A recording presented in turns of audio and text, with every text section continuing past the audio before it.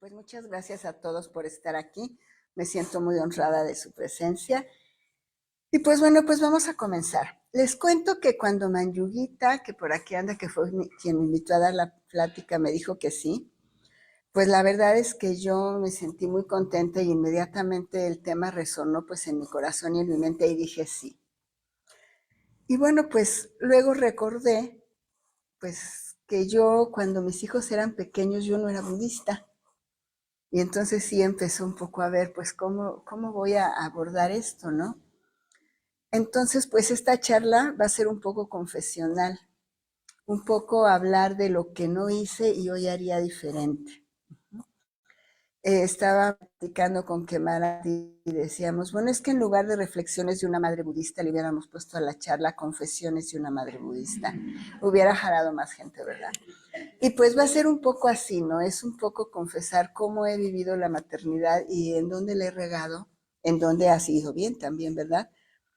Y qué cosas hubiera hecho diferente confesando que pues la regué en su momento. Y que hoy siendo budista pues cuento con otros instrumentos, otras herramientas, otros conocimientos que me ha dado el Dharma que me han ayudado a hacer las cosas diferentes. Entonces, hoy mis hijos son adultos. Cuando yo conocí el Dharma, ellos ya eran jóvenes adultos. Marcelino, el más chico, tendría cerca de 20 años y bueno, Isabel era ya un poco más de 20. Pero también puedo ver que hoy en día, aun cuando ellos pues ya tienen más de 30, pues de alguna manera mi práctica budista sigue impactando en ellos. Y pues me gustaría mucho que lo que yo hoy pudiera compartirles les llegue sobre todo a los padres jóvenes, ¿no? Y a los padres o a los jóvenes que están por aquí, que quizá algún día lleguen a ser padres, porque lo que he observado es que las enseñanzas budistas pues pueden llegar a los niños pequeños sin necesidad de que vayan, digamos, a una clase de tipo catecismo o de que les tengan que estar, pues sí, dando lecciones ex profeso. Yo estoy convencida que el budismo impacta en nuestro día a día y que llega a las demás personas, incluidos los niños y en este caso los hijos, con nuestro día a día, ¿no? Con esta parte pues de que nos vean ser budistas. Por otro lado, quiero también comentarles que cuando yo conocí el budismo, algo que me llamó mucho la atención fue, como dijo Sarayoti ahí en la Ciudad de México, fue que yo llegué al centro budista desde antes. Yo conocí el budismo en un retiro y me encontré con Abhayaguita, que aquí la tengo, ¿no? Fue mi primera inspiración en el budismo. Y entonces, bueno, empecé a darme cuenta que había mujeres que eran budistas, que había maestras del Dharma que eran budistas, y que había mujeres como por ejemplo Dayachandra, que también era madre, que había muchas mujeres con pareja, y que bueno, pues de alguna manera el budismo no impedía que las mujeres tuvieran su vida, pues como cualquier mujer, y fueran al mismo tiempo buenas practicantes. Eso fue algo que llamó mucho la atención. Por supuesto, yo pensaba que no era así, ¿verdad? Yo me imaginaba a las mujeres budistas pues como monjas, bikunis budistas metidas allá en el oriente, en un monasterio. Entonces, bueno, esto fue muy impactante. Y es por ello que quiero iniciar esta charla y terminarla, van a ser las dos cosas, contando una pequeña historia de mujeres budistas de hace 2000 años, que son sin duda una gran inspiración para mí, porque pues las mujeres ha habido mujeres budistas más bien desde que el Buda, pues fue el Buda histórico, ¿no? Entonces, bueno, quiero hablarles primero de Visakha. No sé si así se pronuncia, si me equivoco, Sadayoti, ¿me corriges? Pero Visakha suena bien. Bueno, Visakha fue una mujer laica, muy destacada y devota en la vida del Buda, cuando el Buda estuvo aquí en el planeta Tierra, ¿no? Esto quiere decir que ella no era una monja, no era una bhikkhuni. Ella era una mujer que vivía en su casa, que era madre de familia. La historia nos dice que tuvo muchos hijos y muchos nietos. Y aun cuando estaba muy atenta a sus hijos, a sus nietos y a su vida familiar, pues también fue una mujer que encontró tiempo para su práctica espiritual. y para apoyar a la comunidad budista. Esto, bueno, pues nos quiere decir, o a mí me da esta enseñanza y me inspira mucho porque, bueno, el ser una practicante budista no es impedimento para llevar una vida familiar, y el llevar una vida familiar no es impedimento para tener una práctica budista. Entonces, pues es algo que me inspira mucho de Visakha, ¿no? Que con un montón de hijos y de nietos fue una mujer que siguió el camino espiritual con devoción y que con mucha generosidad, nos dicen las escrituras, contribuía a la sangha del Buda, a que los practicantes estuvieran bien. No nos mencionan cómo, pero me la puedo imaginar llevando comida, haciendo lo que necesitaran los practicantes para contribuir a su práctica. Y bueno, al final les voy a contar la historia de otra que es la que más me inspira. Pero ya entrando en el tema, quiero contarles que, bueno, hace muchos años, por allá de los años 80, nuestro maestro Bhante Sangharachita, que es quien fundó esta comunidad budista Triratna, que en aquellos tiempos se llamaba Comunidad Budista Occidental, y fundó también la Orden Budista Triratna, a las que pertenecemos, pues los miembros de la orden que estamos aquí, dio una charla que en Londres, en el Centro Budista de Londres, no estoy segura de cuál de ellos, que tituló Consejos para Padres Budistas. Esta charla luego fue transcrita y fue incluida en el libro de la Sangha en 1993. Y es en esta charla en la que yo quiero, pues, basar un poco como una guía las reflexiones que voy a hacer sobre ser una madre budista.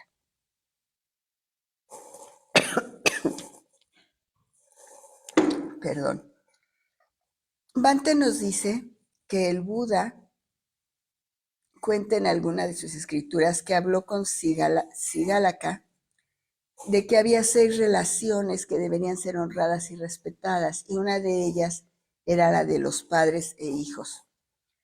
Nos comenta también que hay mucho y se habla mucho de lo que los padres tienen que como obligación hacia de lo que los hijos tienen como obligación hacia los padres, pero que no siempre se habla de las obligaciones que los padres tienen con los hijos. Y entonces él en esta charla da 15 consejos en relación a esto. Voy a mencionarles ahorita los consejos para que los conozcamos.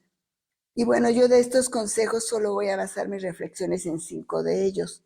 No porque sean los más importantes, me parece que todos son igual de importantes, pero sí porque fueron los que a mí me resultaron más significativos.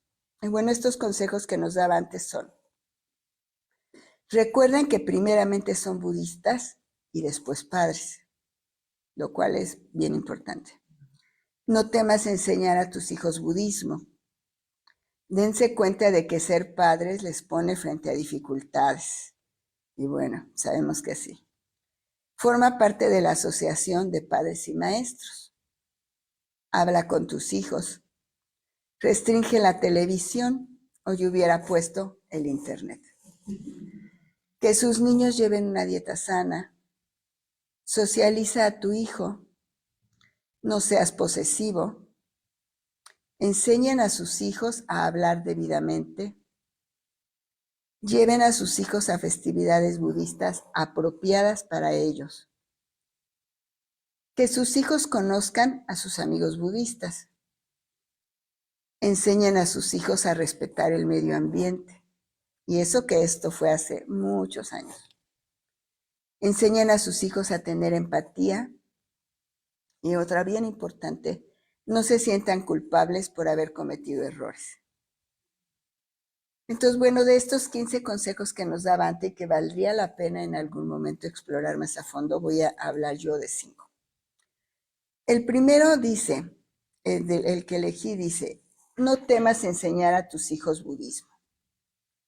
Esto se me hace importante porque me ha tocado escuchar que debemos darle libertad a nuestros hijos y que entonces pues nuestros hijos ya escogerán qué religión quieren tener o qué valores van a elegir en su vida cuando sean adultos. Y creo que esto no es algo que sea hábil. Me parece que sí los niños, bueno, no los niños cuando se convierten en adultos, así como nosotros adultos, tenemos el derecho de elegir la religión con la que más hagamos, que nos haga más sentido, o de no elegir ninguna. Pero el hecho de dejar que los niños, siendo nosotros padres budistas, pues así como que, bueno, pues a ver si les gusta el budismo después, pues implica el exponer a los hijos a que reciban información de todos lados y nosotros encaminarnos con los valores con los que nosotros estamos comprometidos.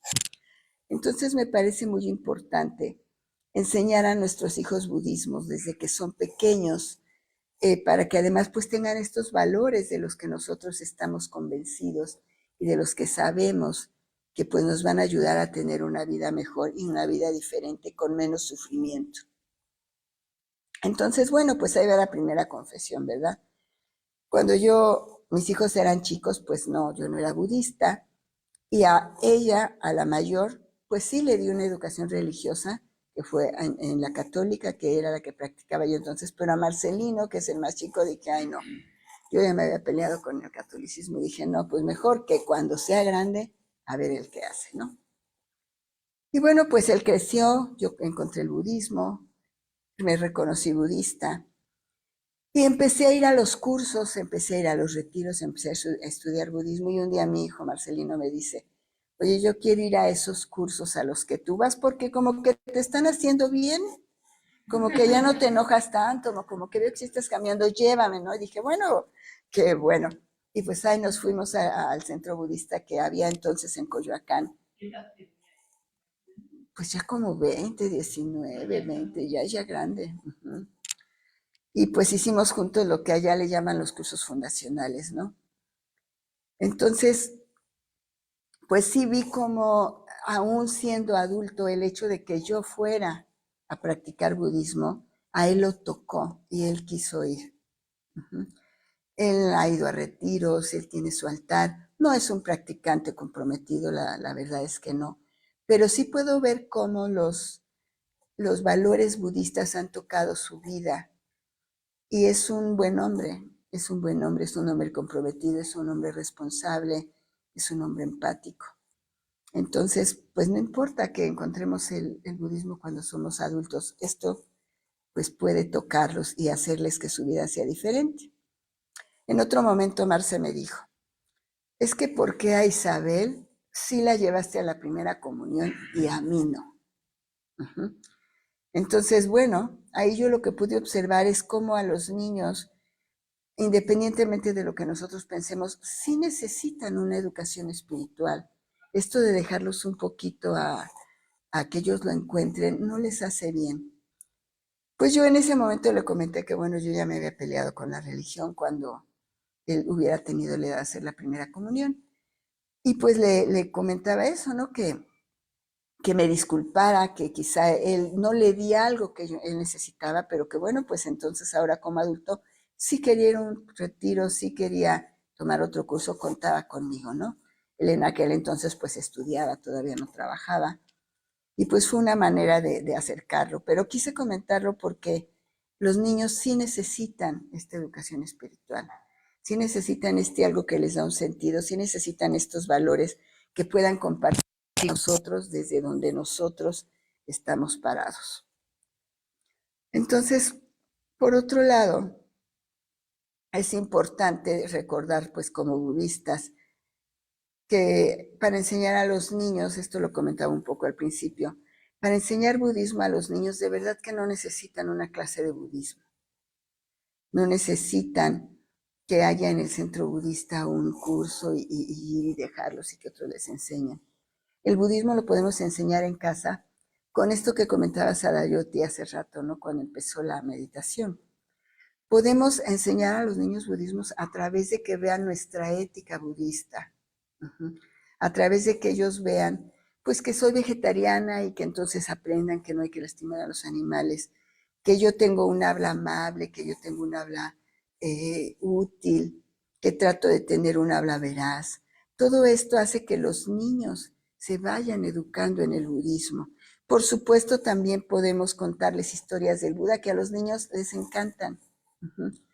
Podemos ver películas que hay en relación al budismo, de caricaturas que son súper bonitas también.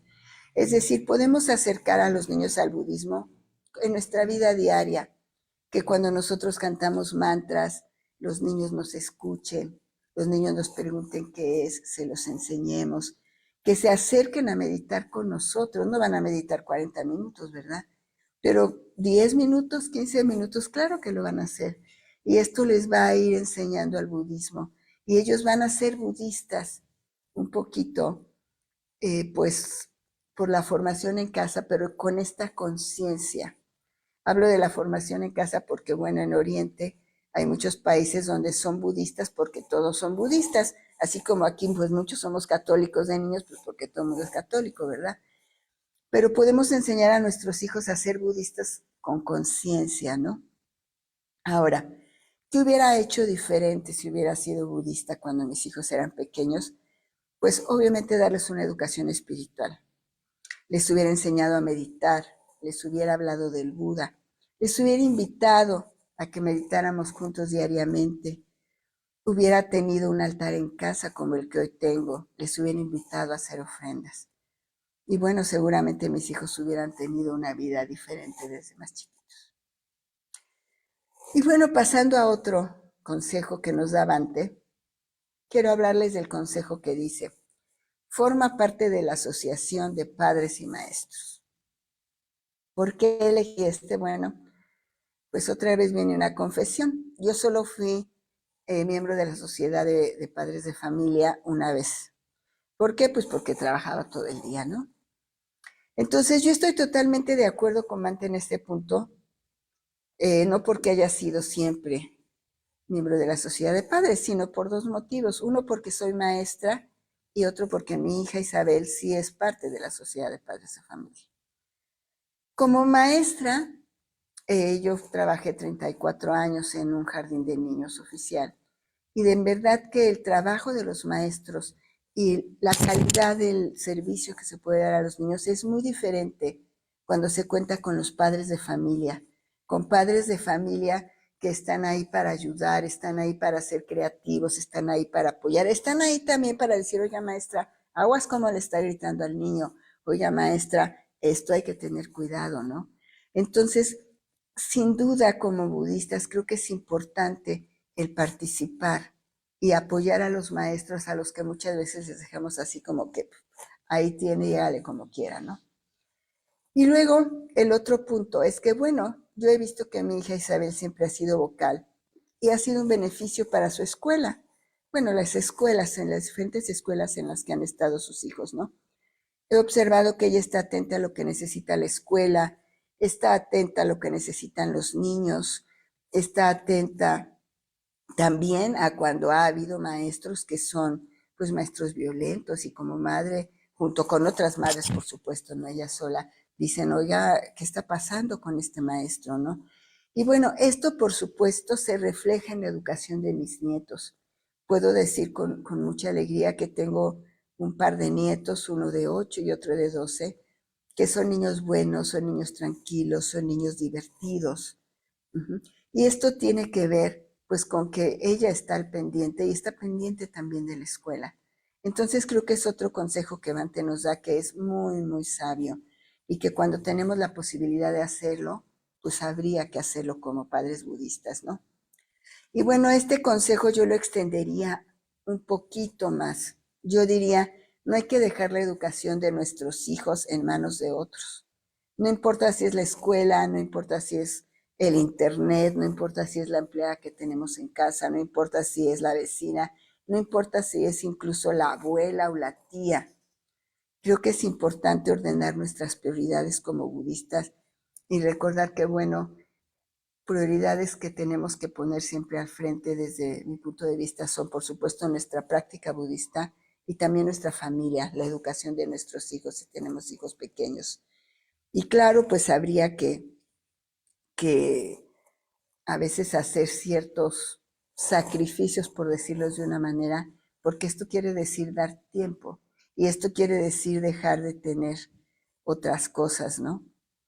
Pero vale la pena porque vamos garantizando que los hijos tengan la educación que queremos que tengan, no la que quiere la maestra, la vecina, la nana o en manos de quien los dejemos, ¿no?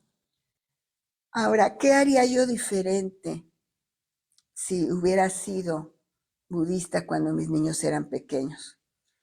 Trabajaría menos para poder tener más tiempo de estar con ellos, para poder ser vocal en la escuela, para que mis hijos pues fueran diferentes. Por supuesto, esto implicaría tener menos dinero, pero también he aprendido que el dinero no nos va a generar la tranquilidad, no nos va a generar la educación, y que es muy importante, ¿verdad? Porque si no, ¿con qué pagamos la renta y con qué pagamos la comida y con qué pagamos los uniformes? Pero sin duda, me hubiera organizado, hubiera buscado la manera de tener menos dinero quizá, pero de estar más tiempo con mis hijos. Un marido rico. Uy, pues lo busqué, pero nada, ¿no? Claro. Pero fíjate, qué bueno que lo mencionas, Adayoti, porque algo que olvidé mencionar un poco es que, pues, esto también aplica a los padres, ¿eh? También aplica a los padres, es decir, la educación de los hijos tiene que ver con madres y padres, y como hombres o mujeres budistas hoy en día tenemos que estar al pendientes de esto. Porque, pues actualmente y desde antes, ¿no? Aunque antes eran más bien los padres los que trabajaban y las madres las que estaban en casa.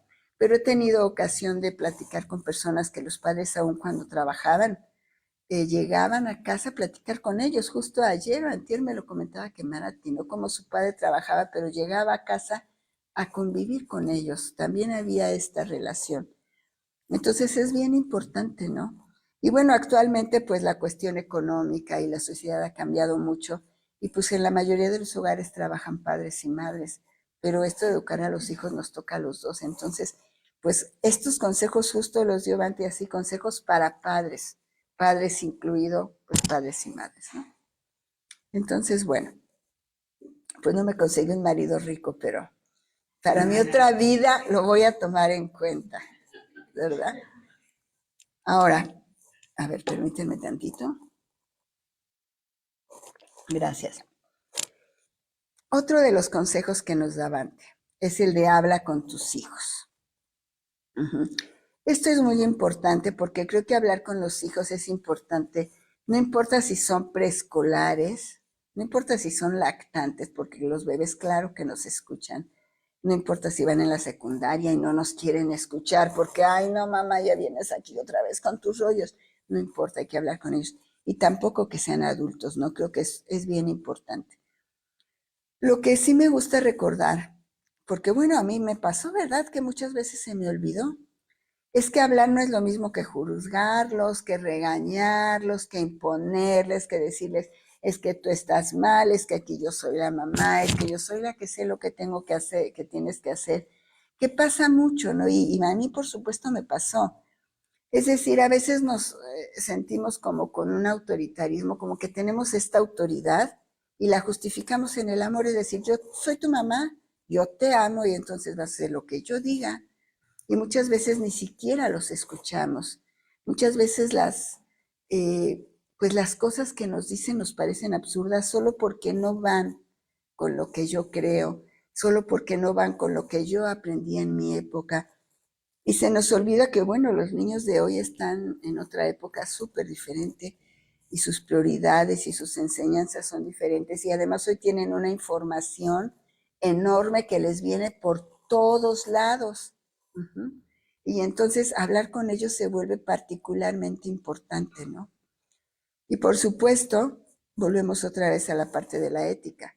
¿Cómo hablar con nuestros hijos? Yo lo intenté, no siempre me salió, ¿verdad? Pues vienen nuestros preceptos del habla a colación. Recordar que nuestra habla con los hijos siempre tiene que ser amable. Si nosotros hablamos con amabilidad, nos van a escuchar. Si les hablamos a gritos o si no nos van a escuchar, ¿no? A veces podemos ser muy cínicos, los padres de, pero pues sí, tú qué sabes de la vida, ¿no? Entonces es importante tener un habla amable, tener un habla armónica, es decir, ¿para qué hablo con mi hijo si ya sé que en ese momento está enojado y no va a causar armonía? Vamos a acabar del chongo. Mejor espero a que él esté tranquilo, espero a que a mí también se me baje el enojo y hablamos armónicamente. Que el habla sea útil. ¿Para qué le voy a decir a mi hijo algo que no le va a servir solo porque yo creo que lo tiene que saber o que yo tengo la razón? Mejor no. Y algo bien importante, que mi habla sea veraz. No sé si a alguien de aquí le pasó, pero a mí se me pasó esto que ya suena a cuento, pero es real de, hijo, tienes que decir la verdad, hijo, hay que hablar con la verdad. Pero me hablan del banco y diles que no estoy, diles que no estoy. Cada vez que hable fulanito, dile que no estoy. Si viene la vecina, no, ni me la pases, dile que no estoy porque a mí me cae bien gorda, ¿no? Y entonces, bueno, ¿qué le estoy enseñando yo ahí a mi hijo? ¿Y qué les enseñé yo en su momento? Pues a que la verdad tiene que ser como que a conveniencia, ¿no? Si es el del banco, no le digas la verdad. Pero si quiero saber qué hiciste en la escuela, sí dime la verdad. Entonces, es bien importante, ¿no? Es bien importante esto de, pues, de hablar con nuestros hijos basándonos en los preceptos del habla. Y aquí viene este otro punto importante, ¿no? ¿Cómo saber cómo ser yo una buena madre budista ahora? ¿Y cómo lo hubiera sabido si en su momento, cuando ellos eran chicos, hubiera sido budista? Ahí están los preceptos. Si yo sigo nuestros preceptos, segurito que puedo ser una mejor madre, que voy a tener hijos con menos sufrimiento, ¿no? Y bueno, pues aquí otra cosa que hay que recordar es que es mejor que hablemos nosotros con nuestros hijos a que hable una página de internet. Y desgraciadamente, pues hoy los chicos todos lo investigan en internet y de todo se enteran por internet. Hay muy buenas páginas, pero también hay muchos peligros, ¿no? Entonces, hablemos con los hijos, no importa que tengan casi 40 años como la mía, ¿no? Es bien importante. ¿Qué hubiera hecho diferente? Pues algo que todavía tengo que trabajar, y que es no exigirles hablar, sino esperar el momento oportuno para hacerlo. Actualmente también lo tengo que trabajar, porque a veces desde el pedestal de mamá digo, ay, como que mi hijo está triste. Y empiezo, oye, ¿qué tienes? Oye, cuéntame qué te pasó. Oye, pues en qué andas metido, ¿no? Y entonces, bueno, pues esto no es útil, esto no va a generar una buena comunicación. Tenemos que esperar a que él o ella se acerquen a nosotros. No importa si tienen 6 años o si tienen casi 40. Hay que esperar a que se acerquen. Hay que tener este momento oportuno para poder hablar, ¿no? Eso es lo que yo hubiera hecho diferente y lo que haría diferente incluso hoy, ¿no? Y pues hoy también recordar que, pues hoy somos adultos, mis hijos y yo, y el hablar, el compartir, incluso el darnos consejos, es en ambas direcciones, ¿no? Hoy puedo yo decirles, puedo yo hablarles, pero ellos también como adultos, y adultos inteligentes, y adultos que de alguna manera han conocido el budismo, pues se vale que yo también los escuche y que ellos me digan, oye mamá, la estás regando. Bueno, y luego vamos al cuarto consejo, que híjole, este es bien importante, se me hace de los más importantes. Y es el consejo que dice, no sean posesivos.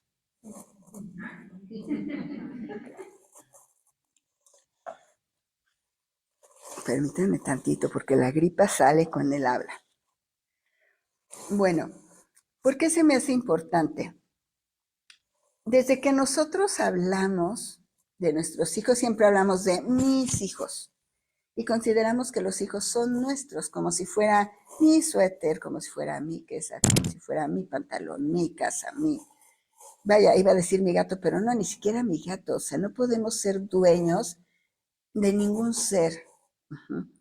Ni los gatos ni los hijos, mucho menos nos pertenecen, ¿no? Pero al nosotros llamarlos que son nuestros, ¿qué pasa? Que como padres, entonces, los hacemos depositarios de nuestras ilusiones. Ellos son mis hijos, entonces tienen que cubrir mis expectativas y tienen que ser los hijos que yo quiero que sean, porque son mis hijos, ¿no? Y yo me proyecto y quiero que mis hijos cumplan todo esto, ¿no? Y esto no está padre, ¿no? Por dos cosas. Uno, porque para los hijos es un peso bien grande. Seguramente han escuchado estas historias de yo estudié esto porque mi mamá quiso y yo la quería complacer, pero yo lo que quería era poner un comercio. Ajá. Alguna vez supe de un hijo que llegó con el título y aquí está el título, mamá, pero ¿qué crees? Que voy a empezar otra carrera porque yo no quería hacer esto. Entonces, estas historias, pues son historias reales, ¿no? Y esto pasa porque como son mis hijos, les enseño a que tienen que hacer lo que a mí me parece bien y complacerme a mí. Y esto nos puede generar mucho sufrimiento a los hijos y a ellos y a nosotros también, ¿no? Luego, por otro lado, está otro punto, ¿no? Y que es un punto que ya me tocó vivir, este sí me tocó vivirlo ya como siendo budista, ¿no? Y es pues que a los hijos los tenemos que dejar ir. Pero ¿por qué voy a dejar ir a mi hijo si es mío? Es como si yo tuviera que dejar ir a mi casa, o tuviera que dejar ir mi coche, pero porque si yo lo compré, ¿verdad? Entonces, es bien importante, y esto es difícil, ¿no? Porque además pues en nuestra cultura mexicana, pues esta parte de familias muégano, pues nos hace que queremos que los hijos se nos queden aquí pegados toda la vida. Y es muy doloroso cuando a veces se tienen que ir. Y bueno, a mí me pasó.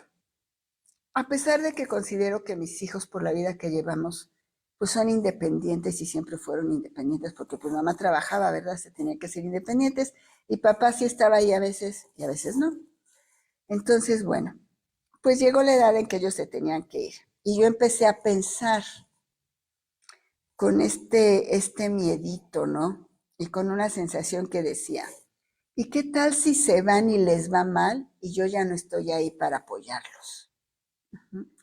Por supuesto, esto venía, surgía desde este yo, desde este ser que construí en esta imagen de yo soy mamá, yo soy maestra, yo soy la mamá de Marcelino y de Isabel. Y entonces, bueno, pues si ellos se van, ¿qué va a hacer de en ese entonces? No era Maitrivani, yo me llamaba Silvia. ¿Qué va a hacer de Silvia si los hijos se van? Ya no va a ser la mamá de Isabel, ya no va a ser la mamá de Marcelino. Y luego además, bueno, el extra es ya casi me jubilo, ¿qué va a hacer si ya no voy a ser la maestra, no? Entonces es bien importante el no tener esta parte de que los hijos son nuestros, porque cuando se vayan, pues les puede pasar que tengan como yo esta sensación de, pues entonces ya quién soy si no voy a ser la mamá de Silvia, digo de Marcelino y de Isabel, ¿no? Luego también está la parte del otro lado, ¿no? Esta sensación de ellos de cómo vamos a dejar sola a mi mamá, porque mamá ya no tenía esposo, ¿no? Y si mamá se enferma, y si a mi mamá le va mal, ¿y quién la va a cuidar, no?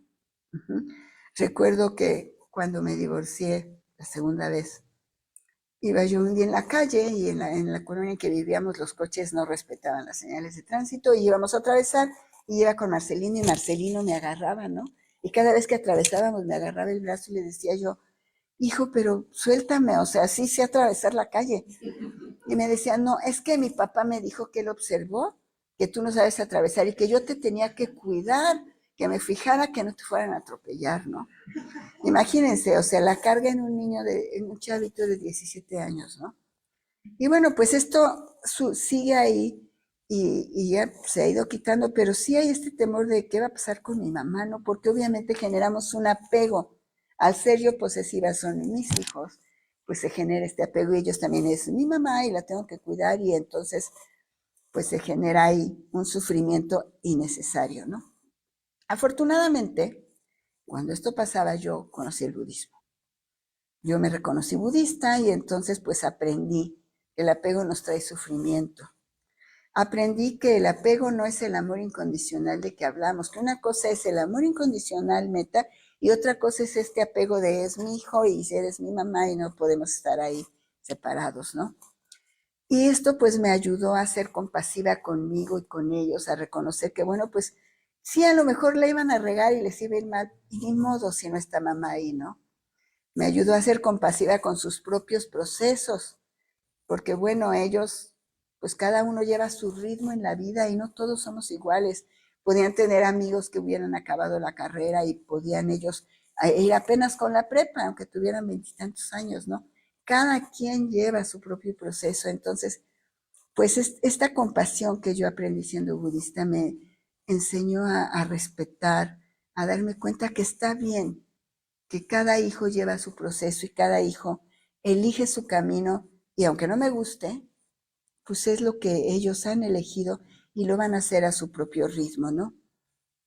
Entonces, bueno, pues con todo esto, pues yo empecé a hacer mi propia vida y empecé a dejarlos que ellos hicieran la suya.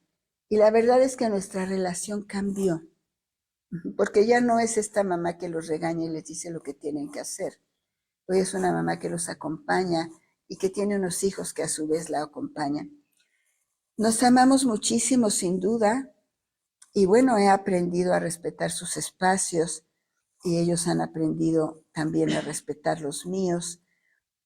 Hoy vivimos separados, vivimos incluso en diferentes ciudades y estamos bien.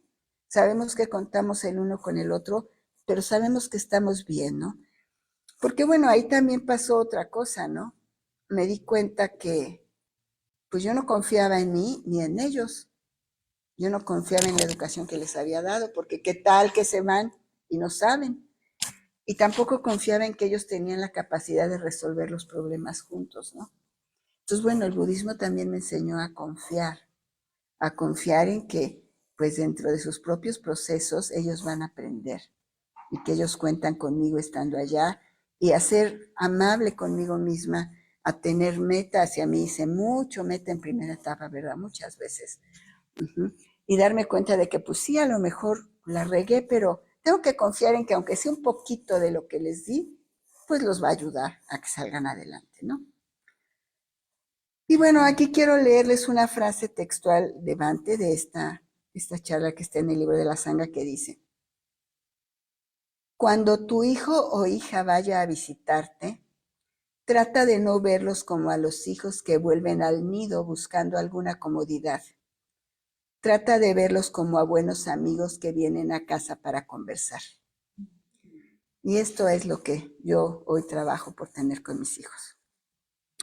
Y pues para terminar con este punto, quiero comentar que como maestra y psicóloga que soy, pues yo a los padres de los niños siempre les digo, no puedes ser su amigo, porque si eres su amigo los dejas huérfanos y quién los va a educar. Pero esto aplica con los niños y con los adolescentes, ¿no? Hoy con los hijos adultos que tengo, yo sí prefiero que sean mis amigos y considero que somos mejores amigos y que así nos apoyamos, así nos aconsejamos y todo, pero ya no desde el pedestal de soy la mamá que tiene que decirte que. Bueno, y el último punto del que quiero hablar, pero no menos importante, es el de enseñar a los hijos a tener empatía. Así dijo Bhante, enseñan a sus hijos a tener empatía. Me parece que tener empatía es importante a cualquier edad, sobre todo en la época actual en que la violencia se ha normalizado así terriblemente, ¿no? Esta parte de que sacan la pistola en las escuelas, a veces lo oímos en las noticias como que pasa en Estados Unidos, pero la realidad, y me consta, es que aquí en Iztapalapa pasa seguido. Bueno, no aquí, allá en Iztapalapa, en la Ciudad de México. Seguramente aquí también ha de pasar, ¿no? El que los niños llegan a las escuelas con pistolas y quieren matar a los compañeros y hacen cosas terribles, terribles. Y Bhante nos dice en este punto que esto tiene que ver porque enseñamos a los hijos a que esto es bueno y esto es malo, pero si no tienen empatía, esto es un concepto intelectual. Entonces, bueno,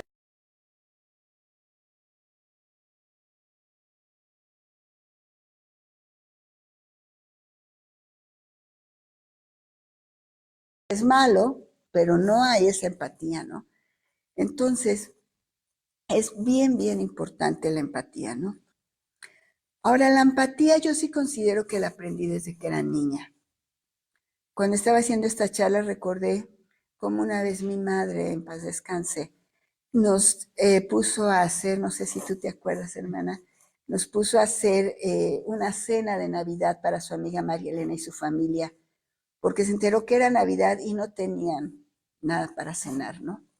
Entonces preparamos una pasta, unos bisteces, que bueno, era una cena que para nosotros a lo mejor era la comida del día a día, pero para ellos iba a ser su cena de Navidad. Y se las llevamos y ellos estuvieron muy contentos, se sintieron muy felices de tener una cena de Navidad.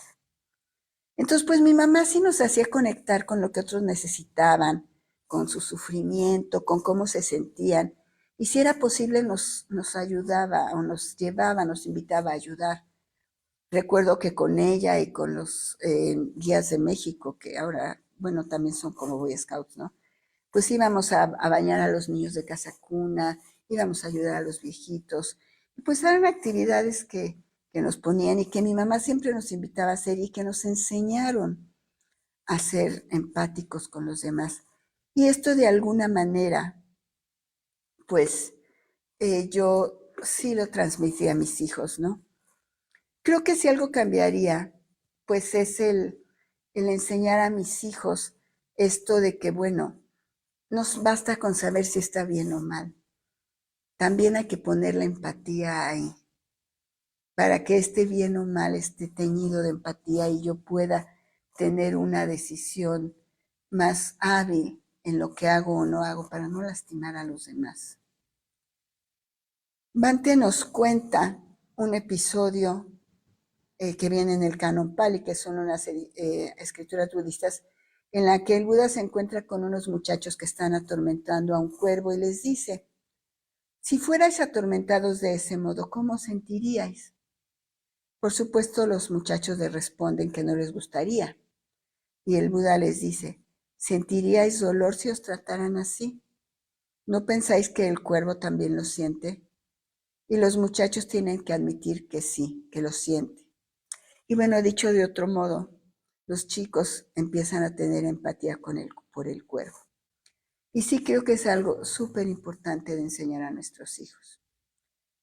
Ahora, como madre de adultos, yo pienso que sigue siendo responsabilidad mía enseñar empatía, bueno, seguir enseñando empatía a mis hijos, recordárselos de alguna manera y cómo, bueno, siendo empática con ellos, trabajando la empatía en el día a día con ellos. Y les voy a compartir que, bueno, hace como 2 semanas, quizá 3, operaron a mi yerno de urgencia, el esposo de mi hija Isabel.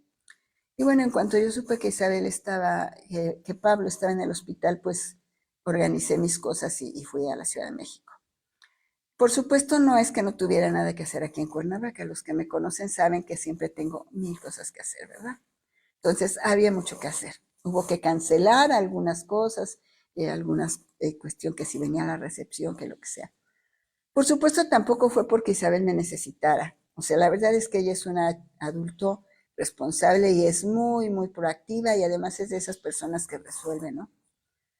Pero al final me parece que aunque ella se las podía haber arreglado sin mí, porque no hice nada más que acompañarla, más que estar afuera del hospital en lo que ella estaba adentro, porque ni te dejan entrar 2 personas. Sí creo que el amor incondicional, este meta del que tanto hablamos en el budismo, y que es una intención de que esté bien el otro, que nosotros cuando meditamos, la mayoría de aquí pues ha hecho la meditación, si no es que todos lo dirigimos hacia todos los seres, es algo que también y primeramente tengo que tener hacia mi familia. Entonces es esta parte de tener esta empatía y este amor incondicional hacia todos, tenerlo hacia todos los seres en meditación, tenerlo hacia los vecinos, hacia los gatos, hacia la persona que conozco, hacia la que me cae mal, y también a mi familia. Entonces, por eso fui con Isabel, porque finalmente el ser empática con ella y darme cuenta que ella estaba sufriendo porque su esposo estaba en el hospital, pues tenía que ver el compartir con ella para que ella también siga viendo que como adultos somos empáticos y pueda seguir también aprendiendo la empatía hacia sus hijos, hacia su esposo, hacia sus vecinos y hacia los demás. Entonces, pienso que esto es algo importante para los padres, que podemos enseñar como madres, como padres, como hijos, como tíos, como amigos, como vecinos. Yo creo que si a los niños les enseñáramos a ser empáticos, literal podríamos cambiar el mundo. Entonces, pues, creo que es algo que uno de los consejos que Bhante nos da que se me hacen más importantes. Y pues el último consejo que quiero compartir y que pues ya es un poquito manera de cierre, es el último que nos da que dice, no se sientan culpables por haber cometido errores. Yo, por supuesto, como madre, cometí un montón y sigo cometiendo. Y pues yo creo que si les pregunto aquí quién ha cometido errores, pues la mayoría alzarían su mano, ¿no? De alguna manera todos llegamos a cometer errores, ¿no? Y bueno, como padres, pues nadie nos enseña a ser padres, nadie nos enseña a ser madres. Actualmente ya hay escuelas para padres y eso es una fortuna, ¿no? Cuando yo era madre de los niños, pues no. Pero al final, pues todo niño es diferente, ¿no? Cada hijo es diferente. Necesitábamos que en la escuela para padres nos dieran un manual para cada niño, ¿verdad? Este es el de Isabel, este es el de Marcelino, este es el de Cecilia, este es el de Anita, el que sea, ¿no? Y pues no es así, ¿no? Entonces, aunque nosotros tenemos siempre como padres y como madres este amor hacia ellos, la realidad pues es que la vamos a regar. Y creo que hay que tener en cuenta este amor benevolente hacia nosotros mismos y no culparnos por lo que hicimos mal. Recordar que hacemos lo mejor que podemos, que pudimos haberlo hecho mejor, pero que no sabíamos hacerlo. Recordar que si la regamos, pues no teníamos la intención de dañarlo, no es que haya dicho, ay, voy a hacer esto para que Isabel la pase mal y sufra, ¿no? No, simplemente lo hicimos porque era lo mejor que podíamos hacer, ¿no? Yo recuerdo cuando yo me divorcié la segunda vez, pues yo era una mujer súper codependiente, ¿verdad? Y por supuesto sufrí muchísimo. Y por supuesto también decía yo, no, ¿cómo voy a dejar a mis hijos sin padre, no? Entonces hice todo lo que pude, o sea, todo lo que se pueda imaginar porque el otro pobre hombre se quedara, ¿no? Ajá, así cosas de rogarle y de no te vayas, por favor. Y bueno, por supuesto después mis hijos ya más grandes me dijeron, ay mamá, es que era horrible verte hacer esas cosas. Es que sí te oíamos llorar a través de la pared de la habitación. Es que era horrible verte, o sea, qué bueno que ya se separaron, ¿no? Entonces, bueno, por supuesto que la regué, pero por supuesto que desde mi ignorancia, ojalá yo hubiera sido budista yo en ese tiempo, pero desde mi ignorancia yo pensaba que pues lo mejor era que el padre se quedara con los hijos también. No me daba cuenta que pues vernos pelear todos los días no era bueno para ellos. Entonces, bueno, pues la idea con esto es en ese trabajar meta hacia mí misma y que si a alguno de ustedes le ha pasado que diga, ay, es que ¿por qué hice esto? Pobre de mi hijo, pobre de mi hija, pues hay que perdonárnoslo. Hay que no sentirnos culpables y hay que aprender de ello. Eso es lo importante, o sea, la regué en esto, ¿de qué manera voy a aprender? ¿Qué me dicen los preceptos budistas? ¿Qué me dice el Buda? ¿Cómo lo podría yo hacer diferente hoy? Para que, pues, hoy no tengo hijos pequeños, pero tengo hijos mayores, tengo nietos y bueno, hay muchas personas a mi alrededor y los jóvenes y los niños siguen apareciendo en la vida de uno y hay que hacerlo diferente. Y bueno, hoy yo como ustedes, pues tenemos la guía del Buda para hacerlo de una manera diferente, ¿no? Entonces, bueno, ¿qué hubiera hecho de otra manera? Yo sé que lo hubiera no existe, pero sí creo que lo que hubiera hecho pues es simplemente acercarme a otras personas con mayor sabiduría para recibir una guía y bajarme de ello, lo sé todo, y haberlo hecho de una manera en que generara menos sufrimiento. Ahora bien, les voy a leer también otra frase de Sangarachita de esta charla, así textual, que me parece muy importante, ¿no? Dice, tus hijos son responsables de ellos mismos, igual que tú lo eres de ti mismo. Tú eres responsable de ellos solo en cierta medida y por un periodo de tiempo limitado. Entonces esta frase nos habla también de que hay que soltarlos. Nos habla también de que los niños sí somos responsables de ellos cuando somos pequeños, pero la realidad es que un niño de 6 o 7 años ya es responsable de lo que hace. Ya puede decidir si pega o no, ya puede decidir si hace o no la tarea, ya puede decidir muchas cosas. Y a veces como padres les quitamos la responsabilidad. Entonces creo que esta frase de Bhante es súper importante. Y por supuesto todo esto lo tenemos que hacer desde el modo del amor.